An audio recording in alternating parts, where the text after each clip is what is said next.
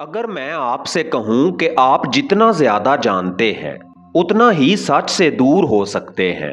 अगर मैं कहूं कि सबसे बड़ा पर्दा जहालत नहीं बल्कि आपका इल्म है, और अगर ये भी कह दूं कि शहरे इल्म के बाहर सबसे ज्यादा भीड़ उन्हीं लोगों की है जो खुद को आलिम समझते हैं, तो फिर सवाल ये है, दरवाजे के अंदर कौन दाखिल होता है। आपने नबी अकरम सल्लल्लाहु अलैहि वसल्लम का वो ऐलान सुना है, मैं इल्म का शहर हूँ और अली इसका दरवाजा है। ये सिर्फ फजीलत का जुमला नहीं, ये एक रूहानी नक्शा है। शहर यानी कमाले इल्म का मरकज, दरवाजा यानी वाहिद रास्ता। शहर के बाहर खड़ा शख्स भी इल्म की बात कर सकता है, मगर शहर के अंदर दाखिल होने वाला इल्म को जीता है। यहाँ पहला मरहला शुरू होता है अक्ल का। अक्ल दलील मांगती है, सवाल उठाती है, तज्जिया करती है। ये जरूरी है क्योंकि बगैर अक्ल के ईमान अंधा होता है। लेकिन अक्ल की एक हद है, वो दरवाजा दिखा सकती है, खोल नहीं सकती। क्यों? क्योंकि अक्ल का मरकज मैं है और मार्फत का मरकज वो है। जब तक इल्म आपकी शनाख्त को मजबूत करता रहेगा, आप शहर के बाहर ही चक्कर लगाते रहेंगे।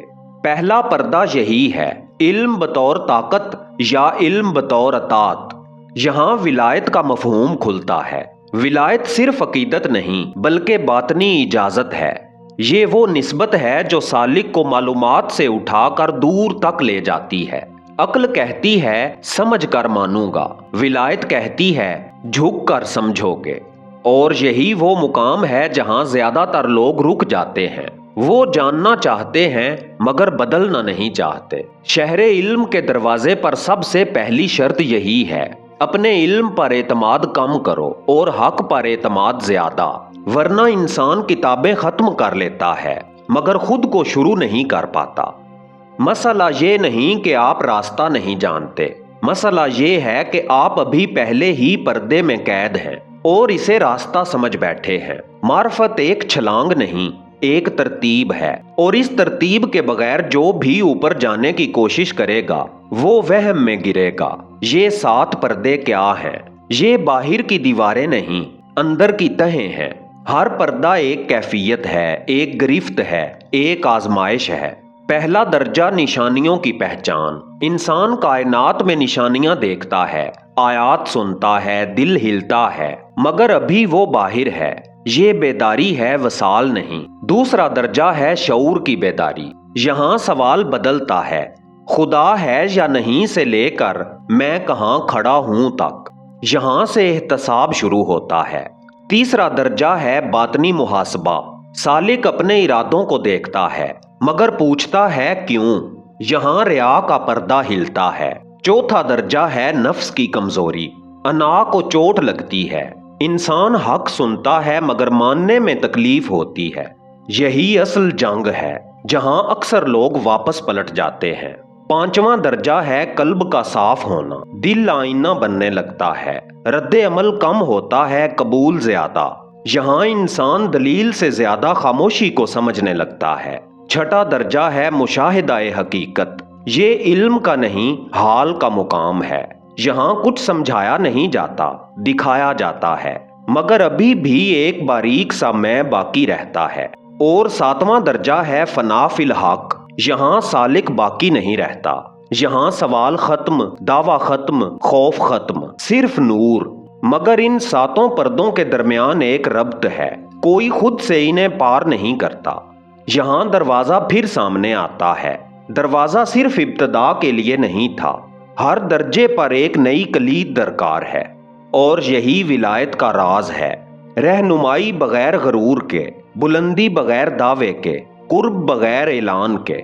मार्फत सीढ़ी नहीं जिस पर दौड़ कर चढ़ा जाए, ये कशिशे शकल से आजाद होने का अमल है।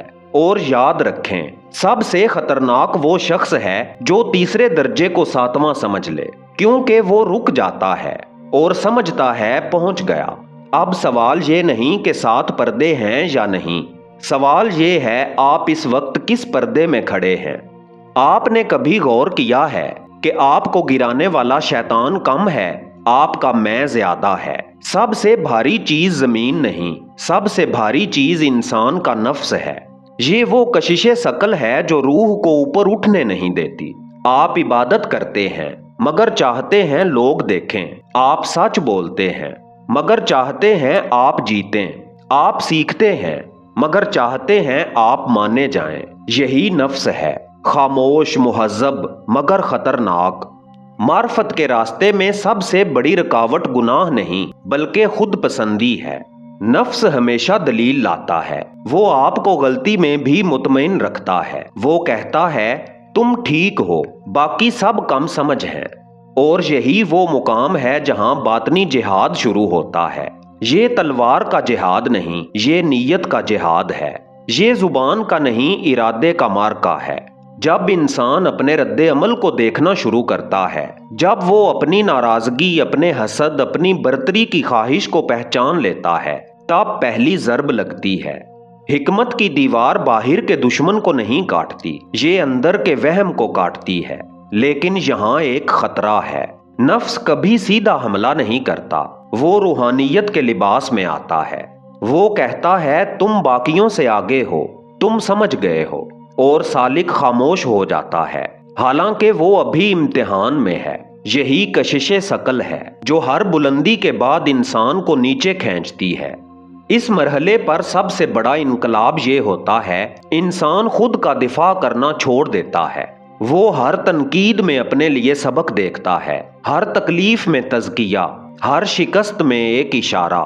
یہ وہ مقام ہے جہاں میں کمزور ہونے لگتا ہے، اور جب میں کمزور ہوتا ہے دل مضبوط ہونے لگتا ہے۔ یاد رکھیں، نفس کو مارا نہیں جاتا، قابو کیا جاتا ہے، کیونکہ یہ دشمن بھی ہے اور سواری بھی۔ اگر آپ نے اسے پہچان لیا تو آپ اگلے دروازے کے قریب ہیں، مگر اگر آپ اب بھی خود کو درست ثابت کرنے میں مصروف ہیں تو جنگ ابھی شروع بھی نہیں ہوئی۔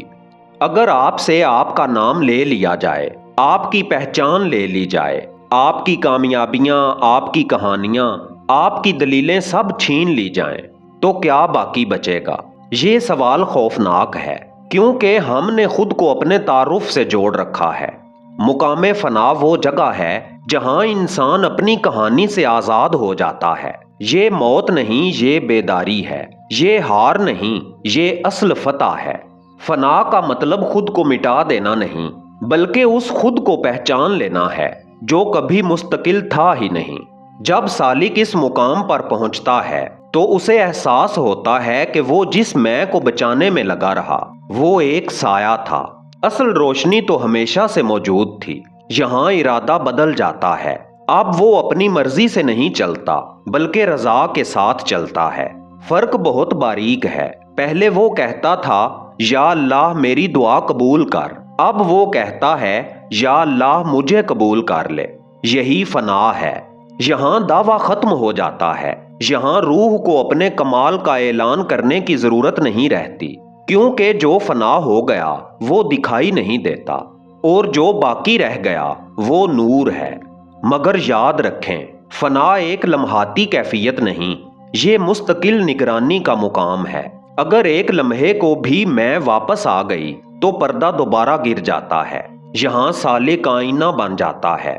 آئینہ خود کچھ نہیں رکھتا، صرف عکس دکھاتا ہے، اور جب دل آئینہ بن جائے تو اس میں صرف حق کا جلوہ رہ جاتا ہے۔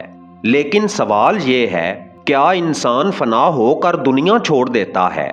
نہیں، یہی تو راز ہے۔ فنا کے بعد بقا ہے، واپس آنا ہے مگر بدل کر۔ اب وہ شخص دنیا میں رہتا ہے مگر دنیا اس کے اندر نہیں رہتی۔ یہ مقام فنا ہے جہاں انسان خود کو کھو کر اصل حقیقت پا لیتا ہے۔ اور اب آخری دروازہ باقی ہے، جہاں یہ نور صرف کیفیت نہیں رہے گا بلکہ زندگی بنے گا۔ اگر معرفت صرف خانقاہ تک محدود رہ جائے تو کیا فائدہ؟ اگر فنا صرف کیفیت بن کر رہ جائے اور زندگی ویسی ہی رہے تو کیا یہ سفر مکمل ہوا؟ اصل امتحان یہاں سے شروع ہوتا ہے۔ آج کا انسان 2026 میں معلومات کے سمندر میں ڈوبا ہوا ہے۔ ہر ہاتھ میں اسکرین ہے، ہر ذہن میں شور، سب کچھ معلوم ہے مگر سکون نایاب ہے۔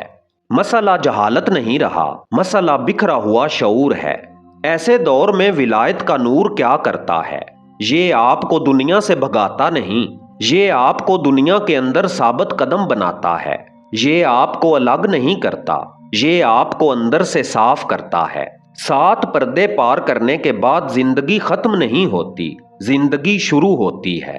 اب عبادت دکھاوے کے لیے نہیں، حضوری کے لیے ہوتی ہے۔ اب علم بحث کے لیے نہیں، ہدایت کے لیے ہوتا ہے۔ اب خاموشی کمزوری نہیں، طاقت ہوتی ہے۔ یہی وہ مقام ہے جہاں سالک مسافر نہیں رہتا، مظہر بن جاتا ہے۔ لوگ اسے دیکھ کر دلیل نہیں مانگتے، سکون محسوس کرتے ہیں۔ وہ بولے تو وزن ہو، چپ رہے تو اثر ہو۔ یہی ولایت کا زندہ عکس ہے، یہی معرفت کی تکمیل ہے۔ مگر یاد رکھیں، یہ 7 درجے کسی اور کے لیے نہیں تھے، یہ آپ کے لیے تھے۔ ہر دن ایک پردہ ہٹ سکتا ہے، ہر رد عمل ایک امتحان ہو سکتا ہے، ہر تعلق ایک آئینہ ہو سکتا ہے۔ سوال یہ نہیں کہ مولا علی علیہ السلام دروازہ ہیں یا نہیں، سوال یہ ہے آپ دروازے پر کھڑے ہیں یا ابھی بھی شہر کے باہر بحث میں مصروف ہیں۔ یہ سفر ختم نہیں ہوا، یہ اب شروع ہوا ہے، اور فیصلہ آپ کے ہاتھ میں ہے۔ علم جمع کرنا ہے یا نور بن جانا ہے۔